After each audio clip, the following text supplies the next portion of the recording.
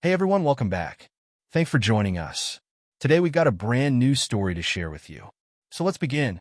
It has recently come to my attention that my wife and thinks me either incredibly naive or just tremendously stupid. I knew that she had been stepping out on me for over the last 6 months. I even know her lover's name, where he works, and where he lives. You see, she had just given me that phone call that every husband dreads. It was the simple, "Honey, we have to talk. We need to talk as soon as you get back from your trip." Her timing was great.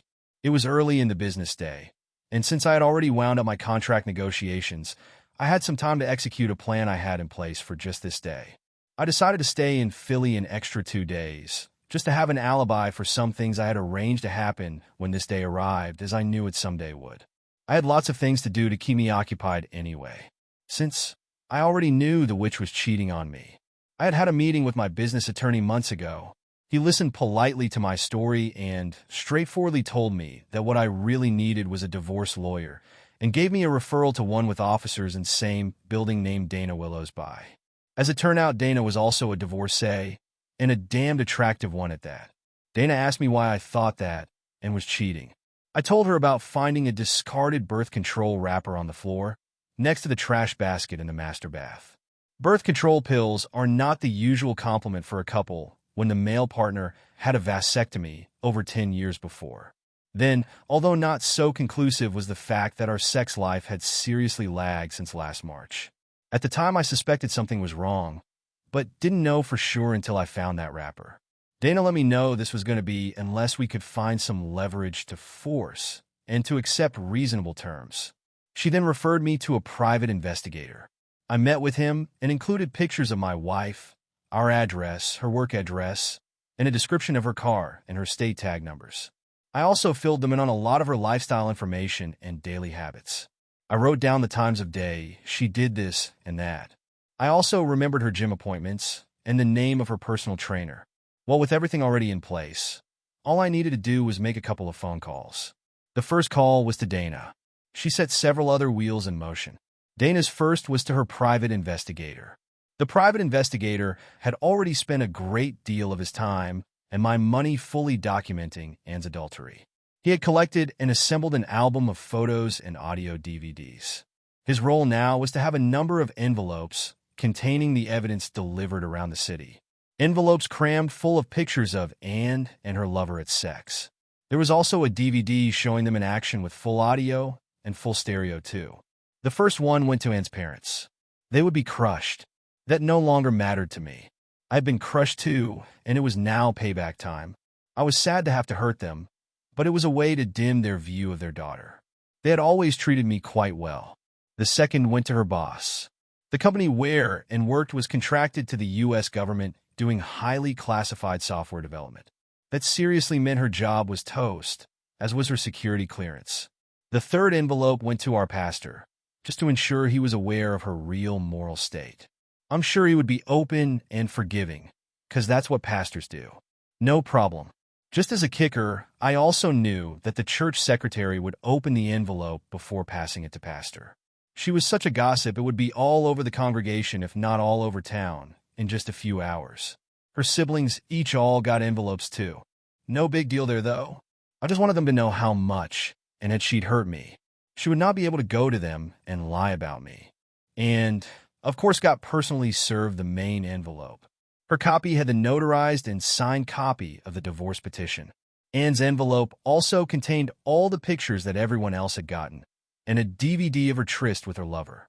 But the rail topper was a second DVD, also showing her boyfriend in action with 7 other women he was screwing while doing her. All the video tracks were nicely stamped with date and time, so she could see for herself that her lover's having sex. On advice of counselor, I had my accounting clerk go back and create new pay records for me and readjust corporate earnings too. Just in case she did decide to put up a fight, we could present these cooked books to show that we were living from hand to mouth. Being able to produce these documents on such short notice would give credence to the accuracy of the books. Besides, books presented for divorce evidence are only very seldom audited.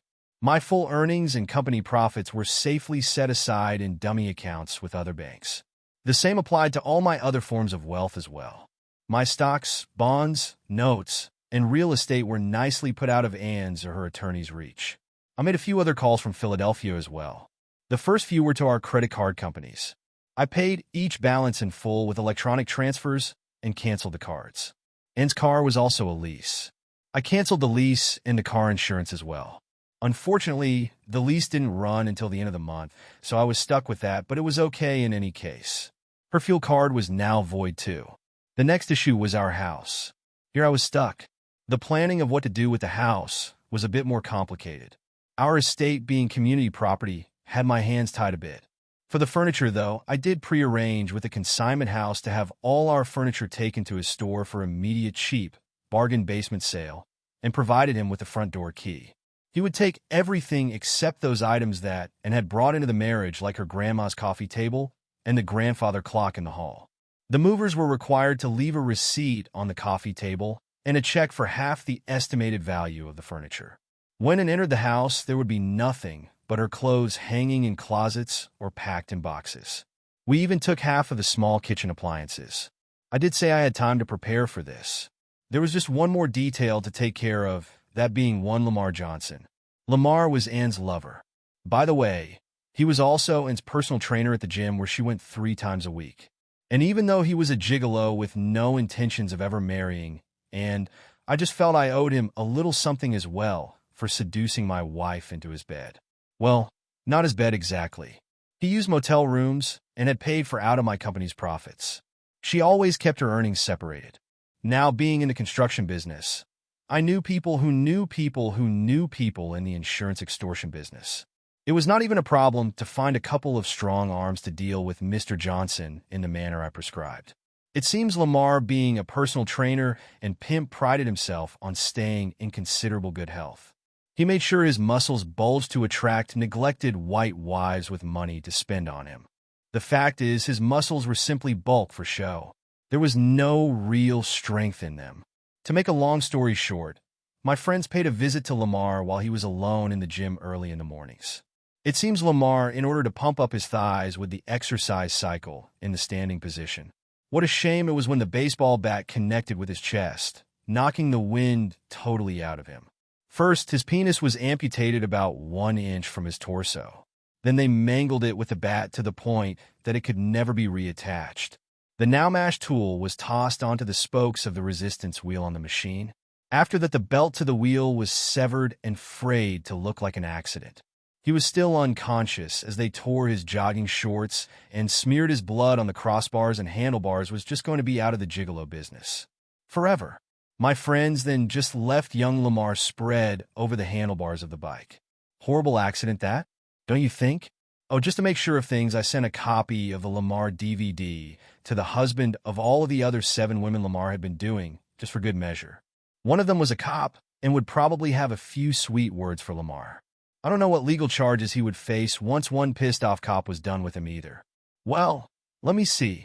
I think I took care of Anne's job, our house furniture, her car, and her credit cards, as well as all our bank accounts. Since Anne only ever paid attention to our savings and checking accounts, it was easy to keep them at minimum balances just to avoid her suspicions as I set all of this up.